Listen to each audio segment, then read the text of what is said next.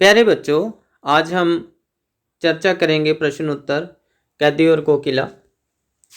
कोयल की कूक सुनकर कवि की क्या प्रतिक्रिया थी? कोयल की कूक सुनकर कवि को लगता है जैसे कोयल उसके लिए क्या लेकर आई है, कोई महत्वपूर्ण संदेशा लेकर आई है, अथवा उसकी कोई विवशता हो, या दूसरा कारण हो सकता है उसकी कोई मजबूरी हो, विवशता हो। सबसे पहली बात कि कोई महत्वपूर्ण संदेश होगा उसके पास। दूसरा, उसकी कोई मजबूरी हो सकती है। क्यों? कवि ने ऐसा क्यों सोचा? आखिर कवि ने अगर ऐसा सोचा है तो फिर क्यों सोचा है? इसलिए कोयल ने सुबह होने का भी इंतजार नहीं किया। कोयल ने कूकना कब शुरू किया है? अभी सुबह भी नहीं हुई थी, इसलिए कवि ऐसा सोच रहा है, अन्यथा वह ऐसा में इस प्रकार न कूकती। तो दूसरा, कवि ने कोकिल के बोलने के किन कारणों की संभावना बताई है? उसको लग रहा है कि कोयल कूक रही है, तो उसके क्या क्या कारण हो सकते हैं। पहला, कवि ने कोयल के बोलने की निम्न संभावनाएं बताई हैं। कोकिला शायद किसी का संदेशा पहुंचाना चाहती है, पहली बात। या फिर उसने क्या है कि उस समय पर चारों तरफ क्रांति की ज्वालाएं जल रही थी। दावानल होता है जंगल की आग। उसने दावानल की लपटें अर्थात क्रांति की ज्वालाएं देख ली हैं, जिससे बावली होकर वह चीख रही है। पहली बात कि वो किसी का संदेशा पहुंचाने आई है। दूसरी बात कि हो सकता है उसने क्रांति रूपी जो ज्वालाएं चल रही हैं, दावानल की आग जिसको बोला गया है, वो देख ली हो। या फिर तीसरा, समस्या गंभीर है इसलिए वह सुबह होने की प्रतीक्षा नहीं कर रही, तीसरा कारण। चौथा, स्वतंत्रता का गान सुनाकर क्रांतिकारियों के मन में देश प्रेम की भावना को और मजबूत करने आई है कि हम भी आपके साथ हैं, आप लोगों ने जो संघर्ष किया है वह बहुत अच्छा है, और इस देश प्रेम की भावना के साथ हम भी आपका साथ देने आए हैं। तीसरा, किस शासन की तुलना तम के प्रभाव से की गई है और क्यों? तो तम होता है अंधेरा। अंग्रेजी शासन की तुलना कवि ने तम के शासन या तम के प्रभाव से की है, क्योंकि अंग्रेजी शासन प्रणाली अन्यायपूर्ण थी। कैसी थी वो? अन्यायपूर्ण थी। किसी के साथ कोई भी न्याय नहीं हो रहा था।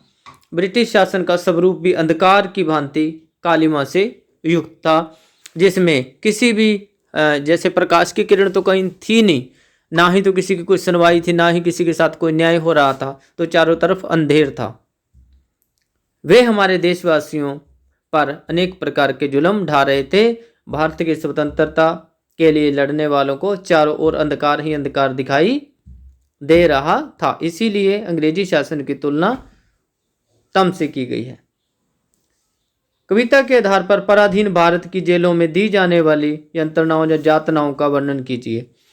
किस प्रकार से हमारे भारतीय जो स्वतंत्रता सेनानी थे, भारत की स्वतंत्रता के लिए लड़ने वाले सिपाही थे, सेनानी थे, उनसे अंग्रेज जो शासक थे वो किस तरह का व्यवहार कर रहे थे। तो कैदियों से पशुओं की तरह काम करवाया जाता था। जिस कोलू पर बैल जो जोड़ते हैं, बैलों से काम लिया जाता है, वो स्वतंत्रता सेनानियों से लिया जाता था जब उनको कैदी बना लिया जाता था। अंधेरी कोठरियों में कैदियों को जंजीरों से बांध कर रखा जाता था ताकि कोई भाग ना सके, इसलिए उनको बड़ी बड़ी जंजीरों से, मजबूत जंजीरों से बांध दिया जाता था। उसके बाद है, कोठरियां भी काफ़ी छोटी अर्थात केवल 10 फुट की होती थी। तो बिल्कुल छोटी छोटी कोठरी बनाई जाती थी, उनको काल कोठरी भी कहा जाता था, जिसमें बिल्कुल अंधेरा रहता था। कोई एक छोटा सा ऐसे करके मतलब बाहर देखने के लिए कुछ बनाया जाता था, जिससे कि जिससे कि बाहर देखा जा सके, जहाँ उनको कुछ ना कुछ खाना दिया जा सके। अदरवाइज वो एक पूरी गुफा की तरह उनको बंद करके रखा जाता था। पेट भर खाने को खाना तथा पीने के लिए जल भी नहीं दिया जाता था। देखो, उनको जिंदा ही रखने के लिए बस थोड़ा बहुत खाना दिया जाता था, ये नहीं कि उनका मनपसंद खाना मिले या फिर उनको अच्छी प्रकार से अच्छा खाना दिया जाए, वो भी गला सड़ा किसी प्रकार का भी खाना हो सकता था। क्रांतिकारियों को चोर लुटेरे तथा डाकुओं के साथ ही रखा जाता था। क्रांतिकारियों के लिए विशेष सम्मान नहीं था, उनको विशेष सम्मान नहीं दिया जाता था। क्रांतिकारियों को चोर और लुटेरे और डाकुओं के साथ ही रखा जाता था, क्योंकि अंग्रेजों की नज़र में वो भी वैसे ही थे। जेल में अमानवीय यातनाएं दी जाती थी। भाव स्पष्ट कीजिए। भाव स्पष्ट कीजिए। मृदुल वैभव की रखवाली सी, कोकिल बोलो तो। मृदुल वैभव की रखवाली सी से कवि का तात्पर्य कोयल की मीठी सुरीली तथा मोहक आवाज से है। आज के इस कष्टमय संसार में कुछ मृदुलता और सरसता बची है तो वह कोयल की आवाज़ में ही बची है, परंतु जब वह वेदनापूर्ण आवाज़ में चीखती है तो कवि उसकी इस वेदना का कारण जानना चाहता है। हुम मोट खींचता लगा पेट पर जुआ, खाली करता हूँ ब्रिटिश अकड़ का कुआं। तो खींच क्या रहा है? जुआ, और खाली क्या हो रहा है? ब्रिटिश अकड़ का कुआं। अंग्रेज सरकार देश के स्वाधीनता सेनानियों से पशुओं की तरह काम करवाती थी। कैसे? उनके लिए हमारे भारतीय सेनानी, भारतवासी और पशुओं में कोई अंतर नहीं रह गया था। वह हमें उसी तरह से काम लेते थे जैसे पशुओं से लिया जाता है, जिससे इन लोगों का स्वाभिमान और देश प्रेम की भावना खत्म हो जाए। परंतु सेनानी चुपचाप सारे अत्याचार सहते हुए भी अपनी आज़ादी पाने की जिद पर अडिग रहते हैं, जिससे अंग्रेज सरकार की उन्हें अपने आगे झुकाने की सारी अकड़ असफल हो जाती है। अर्धरात्रि में कोयल की चीख से कवि को क्या अंदेशे होते हैं? अर्धरात्रि में कोयल के चीखने से कवि को अनेक अंदेशे होते हैं। जैसे कोयल पागल तो नहीं हो गई। सबसे पहले बावली का अर्थ होता है कि कोयल पागल तो नहीं हो गई है। दूसरा, या शायद वह किसी कष्ट में है, हो सकता है कि वह अपना कष्ट बता रही है। या फिर तीसरा, कोई विशेष संदेश है उसके पास, वो लेकर आ सकती है। यह भी हो सकता है कि वह क्रांतिकारियों के दुख से द्रवित होकर चीख रही हो। कवि सोच रहा है कि हो सकता है वह क्रांतिकारियों के दुख से द्रवित हो गई हो, उसका दिल पसीज गया हो और वह उनका क्रांतिकारियों के दुख से रो रही हो। इसके बाद कवि को कोयल से ईर्ष्या हो रही थी। वो क्यों हो रही थी? कवि को कोयल से ईर्ष्या हो रही थी, उसके कारण क्या क्या थे? कवि की कोयल से ईर्ष्या का मुख्य कारण उसकी स्वच्छंदता है। वह खुले आकाश में स्वतंत्रता से उड़ान भर रही है और कवि जेल की 10 फुट वाली कालकोठरी में बंद है। कालकोठरी में बंद है तो आकाश कितना खुला है, कहीं भी जा सकते हैं। अगर किसी को आकाश में उड़ना है तो आकाश की तो कोई सीमा ही नहीं है। तो कोयल को इतनी बड़ी स्वतंत्रता और कवि को 10 फुट वाली कालकोठरी में बंद कर देना कि मैं तो कहीं भी नहीं जा सकता, इधर उधर भी नहीं जा सकता और कोयल कहीं भी जा सकती है। तो उसने अपनी जो गुलामी है और उसको जेल में बंद होने का दर्द है, उसको बताने के लिए कोयल से अपनी तुलना की है। दूसरा, कोयल गाकर अपने आनंद को प्रकट कर सकती है, पर कवि के लिए तो रोना भी गुनाह है। तो देखो, वहाँ पे शोर मचाना उनके लिए वो शोर ही होता था। सिपाही जो ड्यूटी पर होंगे वो उन्हें फिर रोकेंगे।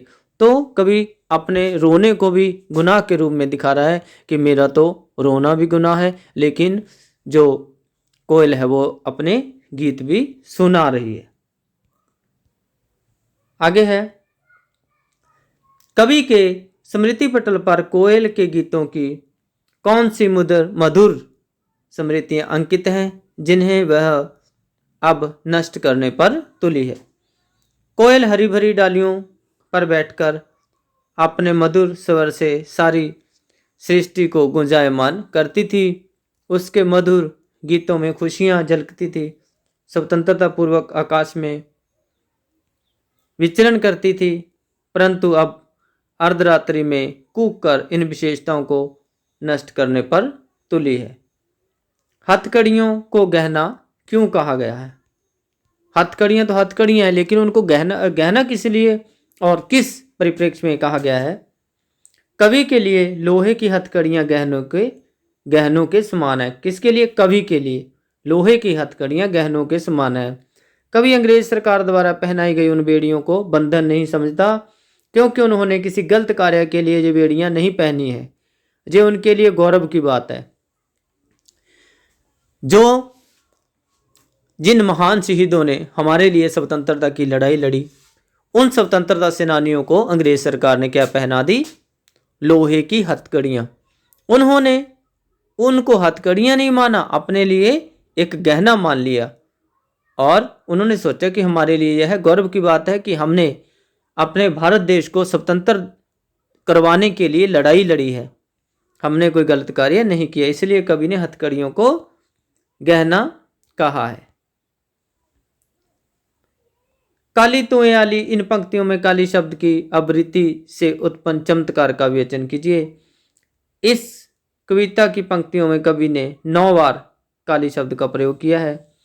शब्द तो एक ही है, परंतु भिन्न भिन्न अर्थों में इसका प्रयोग किया गया है। कहीं पर यह अंग्रेज सरकार के काले शासन को संबोधित कर रहा है, कहीं वातावरण की कालिमा, और कहीं निराशा को उजागर कर रहा है। काव्य सौंदर्य। तेरे गीत कहावे वा रोना भी है मुझे गुना, देख विषमता तेरी मेरी बजा रही तिस पर रणभेरी। भाव सौंदर्य। यहाँ पर कवि और कोयल के जीवन का तुलनात्मक वर्णन हुआ है।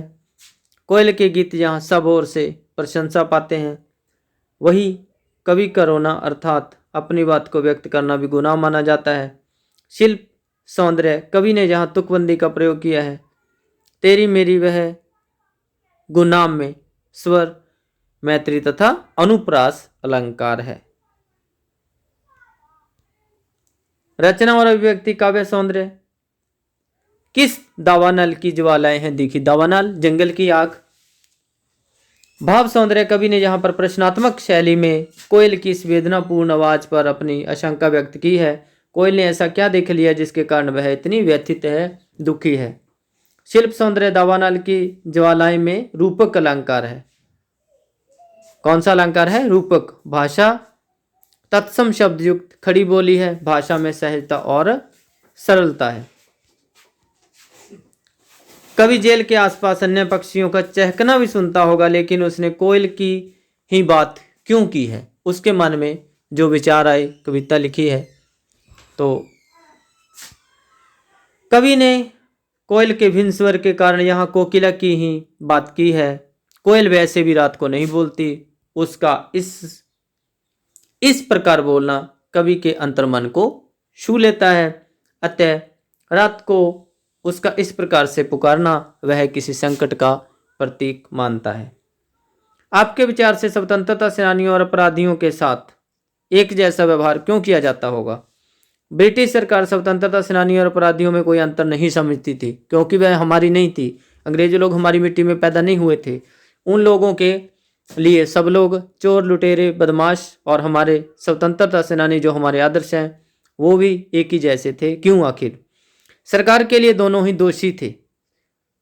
सरकार क्रांतिकारियों की आज़ादी की मांग को दबाना चाहती थी, क्योंकि वो लोग क्या चाहते थे? किस देश का शासन हम चलाएंगे, जैसे अभी चल रहा है। उन्होंने उस समय पर इसलिए लड़ाई लड़ी थी, स्वतंत्रता सेनानियों के मनोबल को तोड़ने के लिए तथा भारत पर अपनी सत्ता कायम रखने के लिए वे दोनों को साथ एक समान व्यवहार करती थी। उम्मीद करते हैं यह वीडियो आपको बहुत अच्छा लगेगा। धन्यवाद।